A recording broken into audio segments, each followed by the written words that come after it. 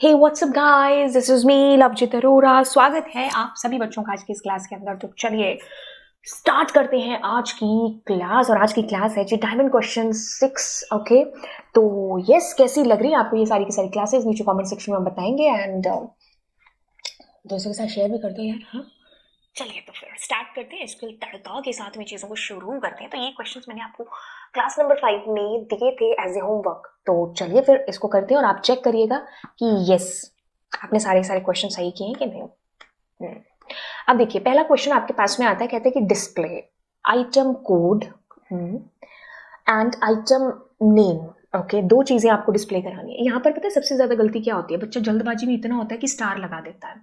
नहीं, जो पूछा है वही आपको डिस्प्ले कराना है। ठीक है, मम्मी ने कहा है कि दुकान से दूध लेके आना है तो आप पूरी दुकान नहीं उठा के ला सकते, है ना?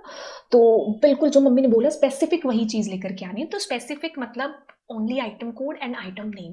ठीक है, और बच्चा इतनी जल्दबाजी में भी होता है कि वो पेपर में आइटम कोड स्पेस के साथ लिखाता है। मतलब वो ये देखना, मतलब उसको ये देखने का होता ही नहीं है कि तुम ये तो देखो कि आइटम नेम आई नेम है, आई अंडरस्कोर नेम है ना। And item code is not item code, it's a code. तो तुम एट्रीब्यूट पूरा प्रॉपर देखो।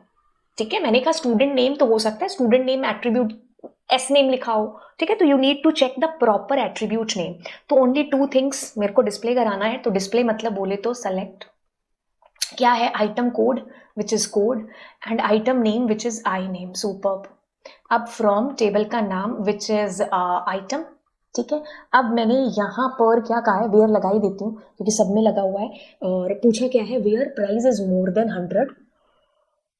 प्राइस इज मोर देन 100, तो आपके पास प्राइस ग्रेटर देन, ये पिक्सल खराब है इसलिए ये ऐसा है, कुछ नहीं है, ये ग्रेटर देन 100। ठीक है, इतना करते ही आपके पास आउटपुट आ जाएगा। बट इसने आगे क्या क्या कहा है, इसने आगे कहा है कि ऑर्डर बाय एंड किसके अकॉर्डिंग कहा है आपको, प्राइस के अकॉर्डिंग। तो प्राइस एंड यहाँ पर DESC लिख देती हूँ। ठीक है, दैट्स इट। टुकड़ों में चीजों को किया है। अब इसमें से आप आधी चीज लिखोगे तो आधा नंबर मिलेगा। ठीक है, पूरी चीज करोगे तो पूरा नंबर मिलेगा। वैसे भी नंबर कितना होता है, एक। तो एक आधा मिलेगा या फिर एक मिलेगा, है ना? तो मतलब ऑर्डर बाय वाली चीज भूल मत जाना। मतलब कई बार तो दिमाग इतना खराब होता है कि सब सही लिखने के बाद DESC लिखना भूल जाते हैं, है ना? तो इसलिए 2-3 बार चेक कर लेना। पेपर का प्रेशर मान सकते हैं ना, हम भी इतने पेपर दे चुके हैं, है ना? तो पेपर में मेरे साथ जो सबसे ज्यादा दिक्कत होती है वो ये कि मेरे को नॉट वाली चीजें नहीं दिखती हैं पेपर में, है ना? जैसे which of the following is not the option, है तो नॉट मेरे को नहीं दिखेगा। तो पहला पहला देखा वो ऑप्शन है, क्लिक करके आगे निकल गए। फुल फॉर्म्स में मेरे से सबसे ज्यादा गलती होती है, नॉट वाले क्वेश्चंस में सबसे ज्यादा गलती होती है। क्वेश्चन पढ़ा ही नहीं जाता है, जैसे पढ़ा ऐसे कॉन्फिडेंस ओवर कॉन्फिडेंस हो गया, आगे पहला टिक करके आगे चले गए, फिर पता चला भाई तुम नीचे भी देखना था तुमने, है ना? तो यस, अब ओके आगे चलते हैं। हाँ, और हमने वो देखा भी नहीं है ना। तो yes yes yes yes yes yes yes हमने आउटपुट लिख लिया था। हैंड राइटिंग के साथ थोड़ा कॉम्प्रोमाइज करना पड़ेगा। Show item name and their respective supplier name. अब मुझे क्या करना है, शो यानी कि डिस्प्ले। तो डिस्प्ले यानी कि सेलेक्ट मुझे आइटम का name which is what I underscore name. ठीक है, रिस्पेक्टिव सप्लायर, तो मैं क्या करूंगी, कॉमा सप्लायर एस नेम। तो आपको ये चीज पता चली, दोनों टेबल से आपको डेटा को फैच करना है। ठीक है, सप्लायर टेबल से भी और आइटम से भी। That means what you will do their, join करेंगे। ठीक है, फ्रॉम पहली टेबल दूसरी टेबल कोई भी टेबल लिख लो। मैंने कहा सप्लायर, इसका छोटा नाम दे देते हैं एस, एज एस भी लिख सकते थे। ठीक है, मैंने एस लिख दिया। अब आइटम आप नहीं भी दोगे निकनेम तो भी ठीक है, बट बड़ी सी क्वेरी हो जाएगी। आइटम आई, अब हम यहां पर लिखेंगे वेयर। अब मैं बाकी का कोड इधर लिखती हूँ, वेयर आई डॉट।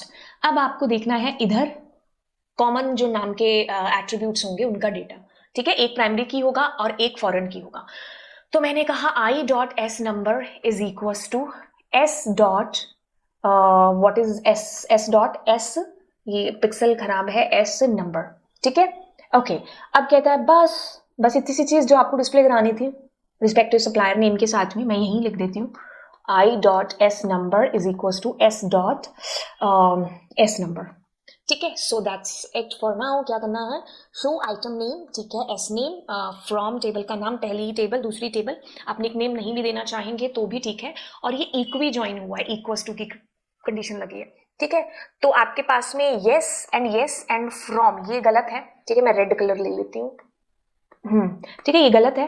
अगर हम ऑप्शन की बात करेंगे तो फिर आपके पास फ्रॉम सप्लायर, एज एस आपने लिखा है वो भी ठीक है, और अगर आप एज नहीं भी लगाते हो तो भी ठीक है ना, ठीक है, वेयर दोनों के दोनों बराबर है। तो हमारा 4 number is perfectly fine, but इसमें ऑप्शन डी के साथ ए भी है, ए को भी चेक करते हैं।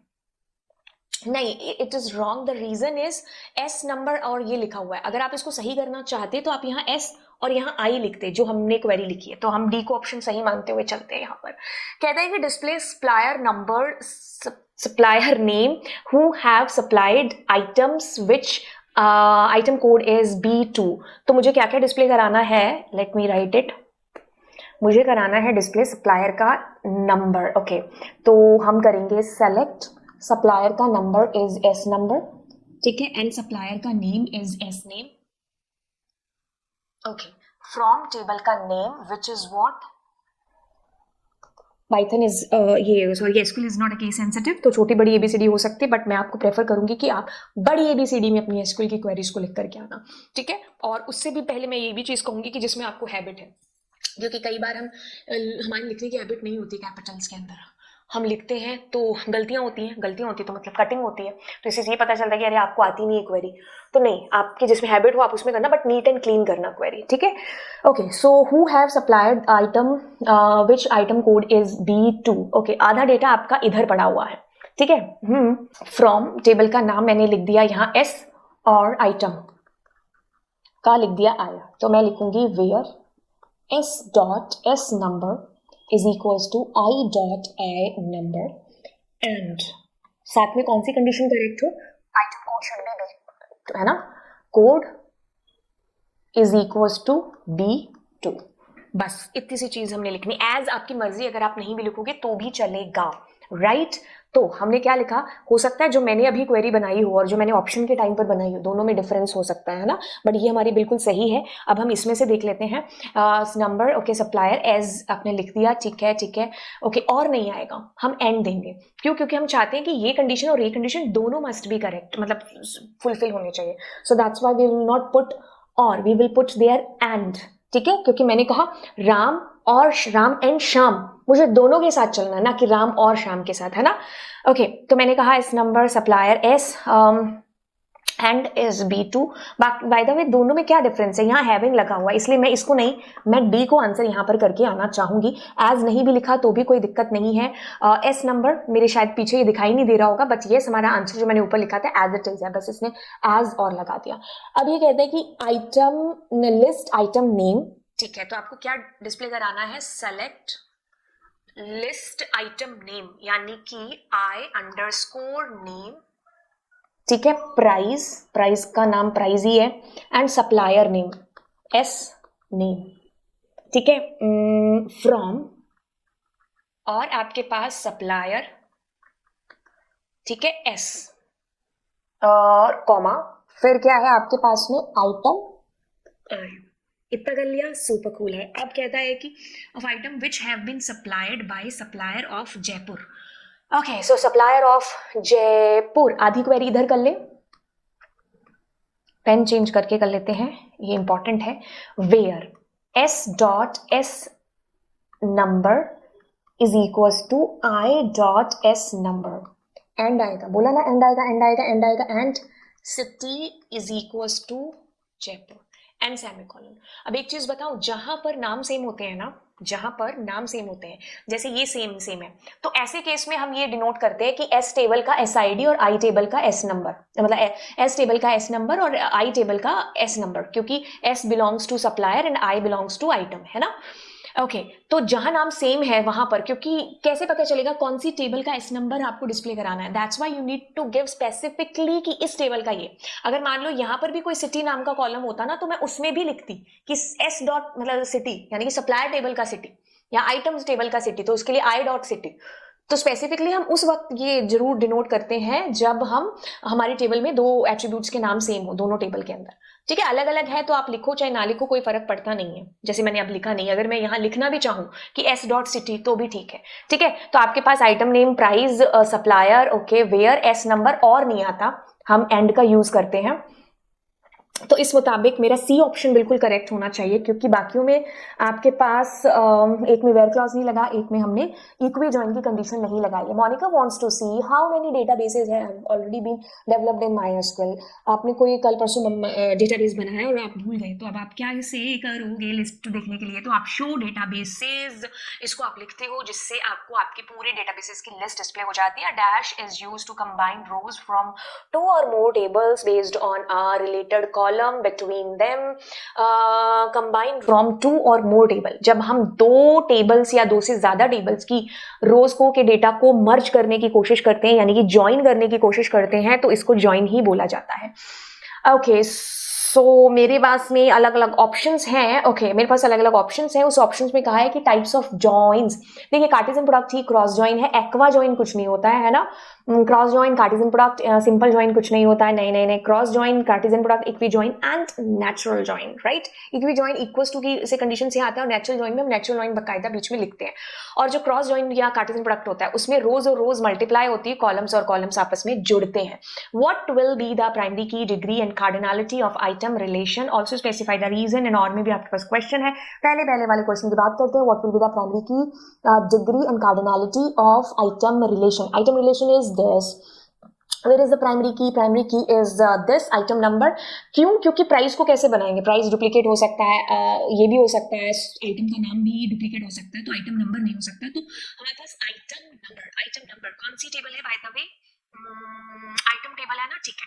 तो मेरे पास आइटम नंबर प्राइमरी की हो गई है ना। कार्डिनलिटी, कार कहाँ चलती है? रोड पर चलती है। तो row, total number of row 1 2 3 4 and 5। Cardinality हो गई 5 और 2 देते थे 4 हो गई डिग्री। तो 4 5 एंड 4, या so C is the correct option. Then कहता है कि फॉरेन की और डिग्री एंड कार्डिनलिटी आपको बतानी है इनवॉइस टेबल के अंदर।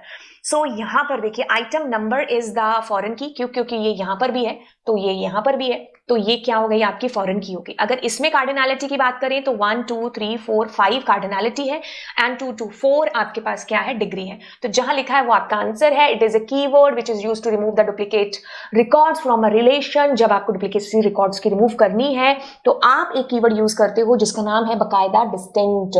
जहां पर जिस एट्रीब्यूट के सामने आपने लगा दिया उसमें से आपके पास डुप्लीकेट आइटम्स रिमूव हो करके सिंगल आइटम्स दिखेंगी। कहता है कि table design in a database has 5 columns. Column कितने हैं आपके पास में? 5। और रिकॉर्ड यानी कि रो कितनी है आपके पास? 2। तो डिग्री क्या हो गई? तो आपके पास ये डिग्री है एंड ये क्या है? कार्डिनलिटी, क्योंकि रो का कार कहाँ चलती है? रोड पर। तो यस, आपके पास डिग्री 5 है एंड कार्डिनलिटी इज 2। तो जहां पर भी लिखा है उसको आपने आंसर किया। Write a query to create a table which name is inventory. तो कैसे करना है आपने? Create, let me change the pen colour, create, ठीक है, टेबल का नाम इसने बताया है इन्वेंट्री, ठीक है। अब बस एंड बस नहीं, अभी तो ट्रक आएगा, है ना। तो आपने क्या करना है? इन सबको, नहीं कैसी बातें कर रहे हो, इनको रिमूव कर देना, ये ऊपर वाला है ना। बाय द वे यहाँ कॉमा डाल देना and that's it for now. आपकी टेबल इज क्रिएटेड। आपको सिर्फ कॉपी पेस्ट करना है, ठीक है। 4 शब्द आपको सीखने, क्रिएट टेबल, टेबल का नाम, bracket parenthesis open and close, and बस लास्ट वाले में कॉमा मत पुट कर देना। ये वो गलती है जो हर दूसरा बच्चा करता है। आगे चलिए, observe the following table and answer the part 1 and 2। Write the names of the most appropriate column which can be considered as candidate key. नाम से ही काम को समझिए, कैंडिडेट की क्या है। मेरे को क्लास का मॉनिटर बनाना है, ठीक है। मेरे पास बड़ी संख्या में बच्चे हैं और बच्चों में से मैंने 1 2 3 4 5 बच्चे हैं जो चुन लिए एज ए कैंडिडेट। किसके लिए मैंने कैंडिडेट चूज कर लिए? ये जो है कौन से क्राउन पहनाने के लिए? मॉनिटर का क्राउन पहनाने के लिए ना। ओके, सो मॉनिटर मेरे को बनाना है। अब कैंडिडेट कितने हैं? 5। वैसे आप इमेजिन करिए कि ये आपकी एक टेबल है। इस टेबल के अंदर प्राइमरी की बनने के लायक कौन कौन से एट्रीब्यूट हैं आपके पास? अगर हम देखें कि नेम ऑफ द आइटम, ये भी हो सकता है, फिलहाल के लिए इसमें कुछ डुप्लीकेसी है नहीं, और फ्यूचर में भी डुप्लीकेसी क्यों होगी? क्योंकि आप पेन है तो उसकी क्वांटिटी लिख ही रहे हो, है ना। पेन दोबारा क्यों आएगा? और उसका ये नंबर, तो ये दोनों क्या हो गए, मतलब ये लायक हैं प्राइमरी की बनने के, तो इसलिए ये क्या हो गए आपके कैंडिडेट कीज हो गई। जैसे कि बिल्कुल मॉनिटर बनने के लिए ये चिन्नू मन्नू सारे के सारे क्या हो गए, कैंडिडेट्स हो गए। अब मैं इनमें से अपने फेवरेट बच्चे को, नहीं नहीं नहीं नहीं फेवरेट नहीं, जो लायक होगा बनने के लिए उसको मैं मॉनिटर बना दूंगी, है ना। तो बस वैसे ही मेरे को लगा कि इसमें से this can be the primary की, तो मैंने इसको प्राइमरी की बना दिया, क्योंकि प्राइमरी की शर्त क्या कहती है कि आई एम ए क्वीन, मैं एक टेबल में एक ही रहूंगी, जो भी डेटा आएगा that will be not null and unique. तो बस हमने मोस्ट अप्रोप्रिएट बना दिया। What is the degree and cardinality of the above table? Degree degree 1 2 3 4, 4 कितने हैं कॉलम, कार कहाँ चलती है रोड पर, तो 1 2 3 4 5, 5 is the cardinality. Okay so आपने यहाँ पर ओके तो कैंडिडेट की था ना, तो आपने इन दोनों को चूज किया, अगर प्राइमरी की होता तो अब आप P नंबर लिख देते हैं ना। तो yes degree 4 and cardinality 5 and that's it. आगे चलते हैं, कहता है आपके पास में ये दो क्वेरीज लिख रखी हैं, ठीक है। अब इनमें से आउटपुट क्या आ रहा है, both will generate an error, output will be 0, पहले का आउटपुट दिस एंड दूसरे का दिस। ओके नेम, देखो नेम का कैसे आप एवरेज और सम निकाल सकते हो, क्या आने वाला है, both will produce an error, let us check. नहीं 0 आपके पास आने वाला है ना। इसको एक बार देखें करके, जीरो ही आएगा, क्योंकि कुछ नंबर ही नहीं होगा तो कैसे आएगा, है ना। तो आपने कहा यूज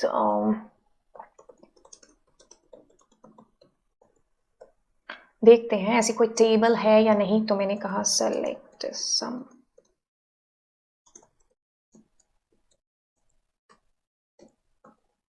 ठीक है। अब मैंने इसमें दे दिया एस नेम या कुछ भी दे दिया ठीक है। सो 0 एवरेज से भी आपके पास 0 ही आएगा, ठीक है। तो इसको ध्यान में रखिएगा, राइट, कि 0 आएगा आपके पास आंसर। ओके सो मूविंग आगे, what is not allowed to give string and date type argument for sum, reason भी बता रहा है, string and dates are not real numbers that we calculate, so sum okay not valid, allowed date allowed allowed allowed. First is the correct reason, क्योंकि वो कोई number नहीं है, हमने भी यही सोचा कि नंबर थोड़ी है वो, है ना। तो कैसे वो आपको एक आंसर करे, नहीं आंसर कर सकते, है ना। ये सीबीएसई का favourite question, yes there is column C1 in a table, ठीक है। और वो अगर स्टार को चलाते हो तो आपको एक आउटपुट आता है, और इसको चलाते हो तब भी आपके पास एक आउटपुट आता है, बट दोनों आउटपुट्स आर डिफरेंट। रीजन बताना है पॉसिबल। देखिए आपके पास एक टेबल है, टेबल में आपके पास एक एट्रीब्यूट T1 टेबल है, उसके अंदर एट्रीब्यूट है दिस, तो इसमें मान लो आपके पास 10 20 नल 30 एंड नल है। जब आपने इसको एग्जीक्यूट किया तो इसने आपको 1 2 3 4 5 आंसर किया, बट जब आपने इसको एग्जीक्यूट किया तो इसने 3 आंसर किया। रीजन क्या है, क्योंकि दो वैल्यूज नल है। और आपको बता दें क्या कि आपके पास काउंट, ठीक है, आपके पास सम, एवरेज, मिनिमम, मैक्सिमम, 1 2 3 4 5 ये ऐसे हैं जिनकी नल के साथ पटती नहीं है ना, दोस्ती नहीं है, ठीक है। नल को ये सब क्या करते हैं, इग्नोर करते हैं, एक्सक्लूड करके चलते हैं, ठीक है। तो जैसे ही आपने इसको कहा तो इसने नल को इग्नोर करके आपको बता दिया कि ये पैंडास में भी ये होता है। खैर जो आईपी वाले बच्चे देख रहे होंगे, स्टार मतलब सारी की सारी, स्टार जब हम करते हैं ना सेलेक्ट स्टार फ्रॉम टेबल का नाम, तो स्टार मतलब ऑल, सारी टेबल के एट्रीब्यूट डिस्प्ले होंगे, वैसे इसमें सारी टेबल की जो रोज है वो काउंट होंगे, ठीक है। तो इसमें से आप ढूंढते रहना, count will count the total number of रोज, जैसे भी आपको लिखना है एक एग्जांपल के साथ में, ठीक है। Sanghi created 2 tables with the city as primary key in table 1 and foreign key in table 2 while inserting row in table 2.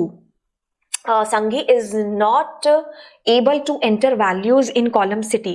What is the possible reason? एक टेबल है, ठीक है, जिसका नाम है टेबल 1, ठीक है। एक टेबल है आपके पास में जिसका नाम है टेबल 2, ठीक है, ठीक है। तो इसमें सिटी है एंड टेबल 2 के अंदर भी आपके पास सिटी है, ठीक है। ओके तो ये यहाँ पर फॉरेन की है और ये यहाँ पर प्राइमरी की है, ठीक है। जब वो डेटा इसमें इंसर्ट कर रही है तो वो नहीं कर पा रही, जैसे इसमें मान लीजिए सिटी में कोटा है, ठीक है, जयपुर है, दिल्ली है, तो अगर आप यहाँ गोवा एंटर करोगे तो नहीं होगा, क्यों, क्योंकि जो फॉरेन की में डेटा आता है वो यहाँ से रेफरेंस उठाता है, यहाँ से डेटा उठ करके आता है। बाय द वे हमने क्या लिखा है, Mrs Sangi trying to enter the name of the city in table 2 which is not present in the table 1. This is the best reason. The reason is saying कि आपके पास टेबल 1 में जो primary की में डेटा है वही डेटा आपको foreign की में डालना होगा, नहीं तो नहीं। ठीक है, ये रेफरेंशियल इंटीग्रिटी जो है यहीं पर फ्रेम में आती है, क्योंकि फॉरेन की से जो डेटा आता है ना, मतलब फॉरेन की बनने के लिए शर्त क्या है, आपको किसी टेबल में प्राइमरी की बनना पड़ेगा और फॉरेन की के पास डेटा प्राइमरी की से ही उठ करके आएगा। अगर उसमें 1 3 5 है तो आप 1 3 5 डाल सकते हो, वो डालो या ना डालो 1 3 5, लेकिन आप 8 9 10 11 नहीं डाल सकते। जो डालोगे आप वही डालोगे जो प्राइमरी की में है। ठीक है, कहता है कि the pin code of table post, ठीक है, सेलेक्ट पिन कोड। ओके, सो आपके पास में ये टेबल है ना, पिन कोड पोस्ट, ओके, %1। अब देखिए आपने क्या लिखा हुआ है, लाइक एंड %1, यानी कि वो 1 से खत्म होता हुआ होना चाहिए। तो पहले वाले में आपके पास आंसर आ जाएगा, कितने जीरो है, 1 2 3 4, ठीक है, 1। तो this is the answer of this. And अगर हम कहेंगे 0 एंड %, तो 0 से तो कोई शुरू हो ही नहीं रहा है, तो इसमें आपके पास नो आउटपुट आएगा। ठीक है, तो यस, हमारे पास आंसर हो गया। एंड और कितने क्वेश्चन पड़े हैं, display the trainer name, display the trainer name यानी कि सेलेक्ट ट्रेनर नेम यानी कि टी नेम, सिटी तो सिटी एज इट इज है, एंड सैलरी आपके पास में है। ठीक है, फ्रॉम टेबल का नाम क्या है, नाम क्या है, नाम क्या है, नाम क्या है, ट्रेनर टेबल। लेकिन आगे तो देखें क्या है, इन डिसेंडिंग ऑर्डर पूछा है, तो आप क्या करोगे, order by hire date DESC, that's it, इतनी सी बात, हो गई रात। चलिए, अब ये कहता है कि to display the T name यानी कि सेलेक्ट तो टी नेम कॉमा सिटी, ठीक है, फ्रॉम टेबल का नेम विच इज ट्रेनर, ठीक है, who join the institution in the month of December. Okay, in the month of December आपको बहुत सारे तरीके हैं। ठीक है, तो मैं क्या करती हूँ, इसको साफ साफ लिखती हूँ, select T name comma city, ठीक है, फ्रॉम ट्रेनर, ठीक है, एंड ट्रेनर, इतना लिख दिया। ठीक है, अब आपको क्या ना, मंथ ऑफ दिसंबर, तो मैं क्या करूंगी, वेयर आपके पास मंथ वाला कॉलम किधर है, जॉइंड है ना, तो हायर डेट आपने लिखनी है, तो हायर डेट लाइक एंड। अब आप क्या करेंगे, यहां पर पहले ईयर लिखेंगे, है ना, तो ईयर आपके पास 2001 एंड मंथ आपके पास ये 12 एंड डेट आपको पता नहीं है। ठीक है, ये हो गया। और दूसरा क्या हो सकता है आपके पास में, मैं पूरी क्वेरी ना लिख करके वेयर क्लॉज वाली ही लिखती हूँ, वेयर हायर डेट, बट उससे भी पहले हम यहां पर ये लगा देते हैं, 1 minute, year hire date is equals to 2001 and अब मुझे क्या लगाना है, month hire date is equals to 12।